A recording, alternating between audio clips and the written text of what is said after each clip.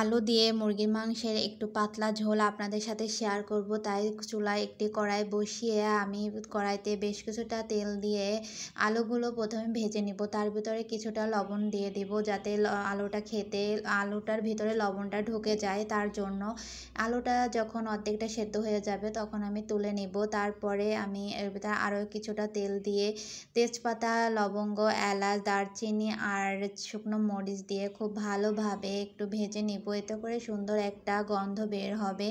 তারপর আমি এখানে আপনার পেঁয়াজ কুচি দিয়ে দেব। পেঁয়াজটা যখন একটু হালকা নরম হয়ে আসবে তখন আমি দিয়ে দেব আদা রসুন বাটা, গরম মশলা বাটা এবং শুকনো মরিচ বাটা, তারপরে লবণ, হলুদ, ধনিয়ার গুঁড়া এগুলো দিয়ে খুব ভালো করে মশলাটা কষিয়ে নেব। এর ভিতরে অবশ্যই একটু পানি দিব, না হলে নিচ থেকে মশলাটা লেগে যাবে। এতে করে একটা পোড়া পোড়া গন্ধ আসবে, আর পোড়া পোড়া গন্ধ আসলে তরকারির থেকে তাহলে খেতে খুব একটা ভালো হবে না। আমি চেষ্টা করছি খুব ভালো করে মশলাটা খুব ভালোভাবে কষিয়ে নিব।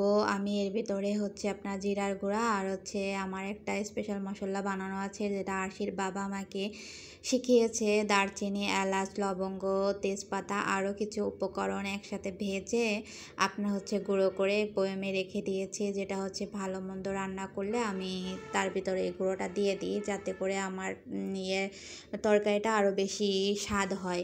খিচুড়িতে আর মাংসে আমি বেশি ব্যবহার করি। আমি মাংসটা দিয়ে খুব ভালো করে কষিয়ে নেওয়ার চেষ্টা করতেছি বেশ কিছু সময় ধরে। আসলে আমার মাঝে এতটা ধৈর্য নেই যে মিডিয়াম আঁচে দিয়ে একটু পর পর নাড়িয়ে দিব। আমি মনে করেন একটু কষিয়ে ভালো করে তাই ঝোলের পানিটা দিয়ে দিই। কিন্তু আরশির বাবা আজকে বাড়িতে, আর আরশির বাবা সবসময় বলে যে তুমি মাংস বেশি করে কষাও, নিবা জালে মানে মিডিয়াম আঁচে দিয়ে তুমি মাংসটা খুব ভালোভাবে কষাবা, তাহলে মাংসটা খুব ভালো লাগে। যত বেশি মাংস কষানো হয় তাহলে মাংসের স্বাদ নাকি তত বেশি বেড়ে যায়। তারপরে আমি আলুটা দিয়ে দিব। আলুটা দিয়ে খুব ভালো করে কষিয়ে নিব।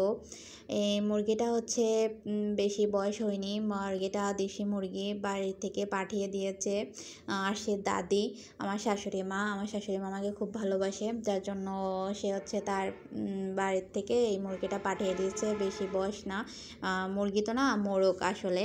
তারপরে সুন্দর করে আপনার আমি ঝোলের পানিটা দিয়ে দিয়েছি। ঝোলের পানিটা দিয়ে ভালো করে মিশিয়ে নেব।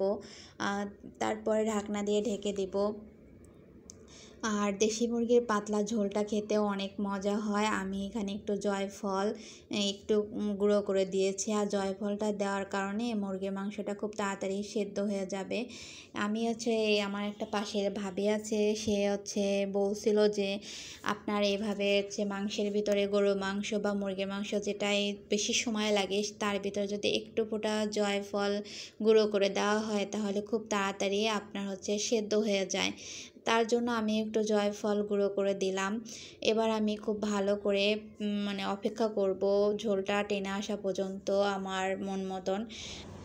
তবে হ্যাঁ, মাংস রান্নাটা অনেক সুন্দর হয়েছিল, কারণ আরশির বাবা আর আরশির চাচু দুজনেই বলছে যে না আপু আজকে মাংস রান্নাটা অনেক সুন্দর হয়েছে।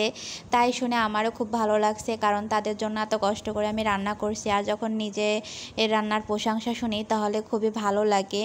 আর সবচেয়ে বড় কথা হলো আমার রান্নাটা আর মাংস আমার আরশিও খেতে পারছে। আমি আসলে ঝালটা কমই দিছিলাম, ভাবছিলাম ঝাল অনেক বেশি হবে, কিন্তু না, ঝাল কমই হয়েছিল।